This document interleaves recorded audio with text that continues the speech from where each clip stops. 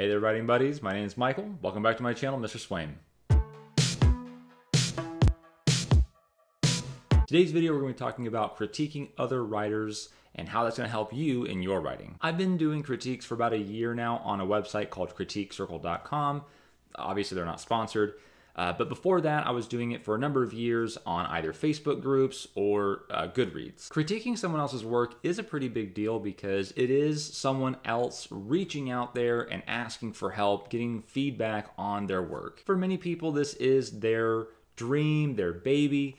So doing so takes a lot of courage on their part, and that is something that we want to remember when we're critiquing their work. Another thing I want to kind of say before we go into all the tips here is kind of a mindset check. Remember that you are here to give feedback, constructive criticism on the person's submission. Whatever it is, whether it be a chapter, a handful of chapters, or the entire novel, you are here to help them make it better. And I point that out because I do want to kind of cut off the idea that some people take critiquing almost as ghostwriting, where they will kind of almost like backseat driving, really, right? Where they just start saying, you should do this, you should do that, this needs to be changed to this, you should change it to that.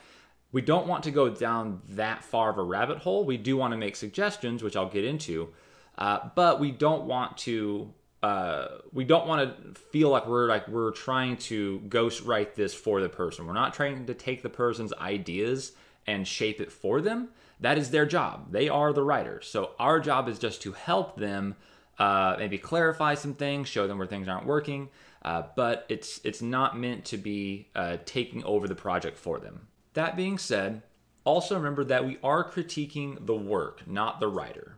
Don't feel bad for saying things about what you didn't like. That's important. They need to know that. And like everything that you do in life, you're going to get better at critiquing as well. So the first few times that you critique other people's works, have a little grace on yourself as well. You're not going to be perfect at it. You're not going to probably be able to convey your own thoughts and ideas as well as you might like. But you'll get used to it. You'll get better at it. And in doing so, the really great side effect is that this helps you when you go to edit your own work. When you have kind of trained yourself to have more of a critical eye, it allows you to basically do that to your own work as well. Before I go into the 5 things that I think are really crucial and key in critiquing other people's works, if you're finding this video helpful, go ahead and give it a like down below. It'll help other people find it, and I really appreciate it. Thanks. Okay, so you got someone's work in front of you, whether again it be a chapter, a number of chapters, or the entire piece. What do? First, treat it like a job. If you go into it like a job, it will help dissociate from the work from the author. A lot of the people that I critique are great people, and I'd hate to hurt their feelings. But if there is a point to where my feelings would hold me back from being honest and being open about how I'm feeling about their work, that is ultimately doing them a disservice. Treating it like a job also helps me get through a large number of critiques. Critiquing is not the same thing as reading for me. I'm not just there to enjoy myself. Since I always read the submissions twice, that can eat up a lot of my time. But if I treat this like a clock in, clock out kind of job, that can help me manage my time a lot more effectively. Number 2 is invest yourself in the story. When you join a critique group or website, oftentimes you're going to be joining in the middle of someone's journey through that process. They might already have a number of chapters up. This means that you might actually start reading in chapter 10 or 20. Just whatever they have currently up, you have to just jump right into that. Even if you get in on the ground floor at chapter 1, you still want to read these chapters as if you were reading the book itself. Try to get invested. That means that when you sit down, just imagine as if you were reading this book that you had paid for. And when you do that, when you buy a book and you open up the first few pages, it's not going to make perfect sense to you yet. You know that you're going to have to get further into the story for things to start clicking. You're just kind of picking up pieces as things go on. You're entering this character's life, partway through. So of course, some things are not going to make perfect sense to you yet. But you invest yourself in that story because, well, probably because you paid money for it, but also because you just know that's part of the reading experience. So in the same vein, even if you're just reading a chapter or a a dozen chapters, whatever, right? Go ahead and invest yourself in the story, because that way you are going to be able to give them better feedback as to what's working and what's not. Number 3 is give the good and the bad. It's very easy to slip into the rut of just correcting mistakes, and that comes naturally because we're correcting little mistakes like punctuation errors, word choices, maybe it's like they have the wrong tense on a word, something like that, right? So we get used to doing these technical errors, but then when we're critiquing the, how the flow is and how the story is just coming off in general, we start pointing out things that are bad.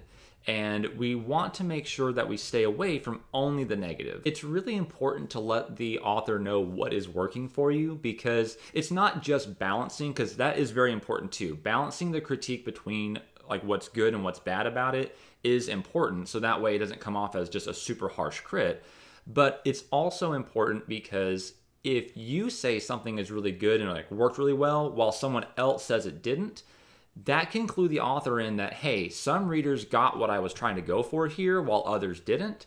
And it's important that the author know that. So if you just decided to only give kind of like just point out the negatives, and at the end maybe you said the rest of it was really good though, so yeah, it was great, whatever, right?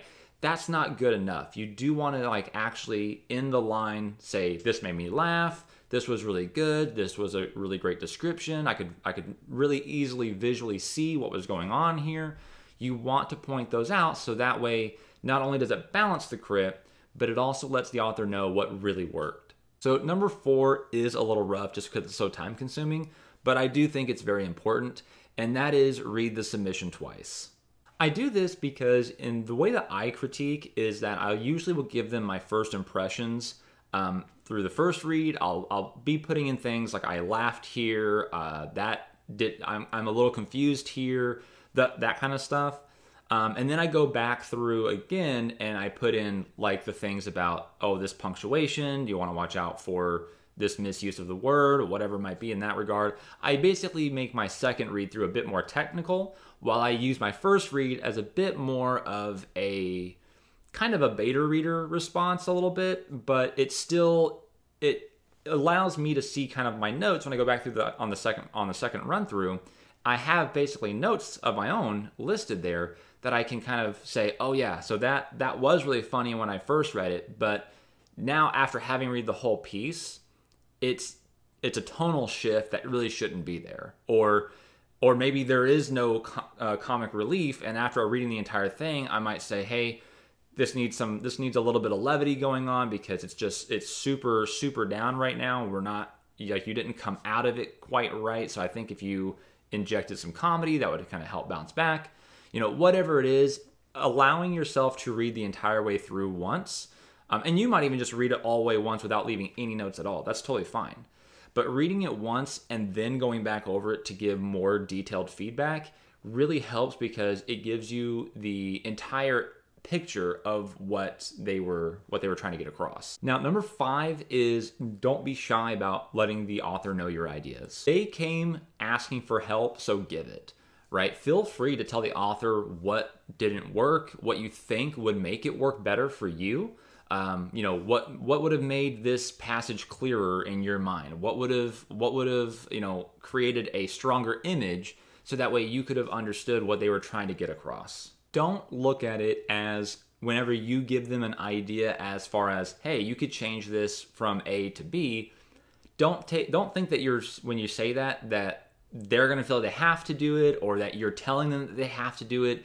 It's just your suggestion, right? They can take it or leave it. Giving feedback on others is a somewhat daunting task at the beginning. I'll admit, when I first started doing it, I was a little nervous to, be giving feedback in this way. I thought at first I'd probably be better off just being a beta reader, but after a while, I realized, you know what? I do have ideas, and I do have skills that I can share to other readers who, are in this journey all together. For anyone who thinks that critiquing others might be a waste of time just because, they're busy with their own story, I totally get that. Again, it is a time investment, but at the same time, while you're critiquing someone else, while you're teaching someone else what works and what doesn't, you're also learning. You're reading other people's stuff. You're being able to see what you find good and what you don't find good about other works. And that helps you in your own writing. Let me know down in the comments below how you handle critiquing others' writing. I'd love to know what you guys do and what you guys focus on. If you found this video helpful, go ahead and hit that subscribe button down below so you don't miss any more content. And until next time, happy writing, happy reading.